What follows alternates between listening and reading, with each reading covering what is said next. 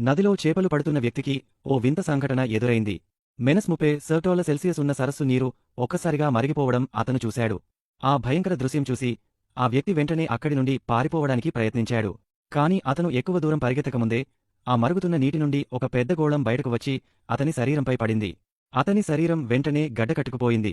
వణుకుతూనే అతను కిందకి చూసినప్పుడు ఖాళీగా ఉన్న తన బకెట్లో ఒక పెద్ద చేప కనిపించింది.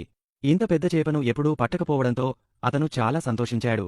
అతను వేగంగా ఇంటికి పరిగెత్తి దానిని వండటానికి త్వరగా మసాలాలు సేకరించడం ప్రారంభించాడు. అతను అలా సేకరిస్తున్నప్పుడే గదిలో నుండి అకస్మాత్తుగా ఒక అమ్మాయి గొంతు వినిపించింది.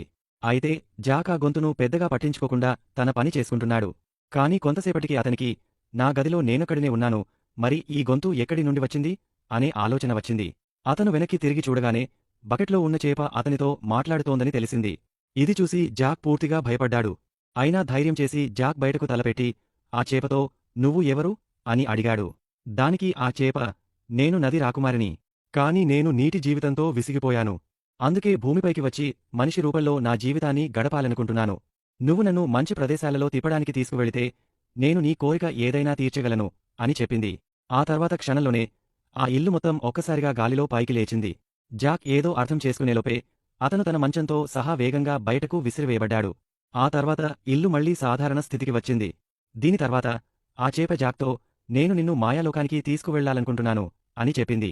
అలా చెప్పగానే మంచుతో కప్పబడిన భూమి ఒక్కసారిగా పచ్చని భూమిగా మారిపోయింది. చిన్న చేప కూడా ఒక అందమైన యువతిగా మారిపోయింది.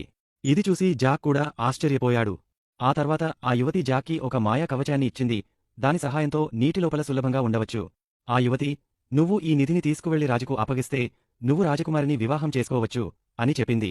ఇది విన్న జాక్ వెంటనే పరుగుపరుగున రాజదర్బార్కు వెళ్లి రాజుతో, నా దగ్గర ఒక అద్భుతమైన నిధి ఉంది, దానిని చూసి నేను రాజకుమారిని పెళ్లి చేసుకోవాలనుకుంటున్నాను అని చెప్పాడు.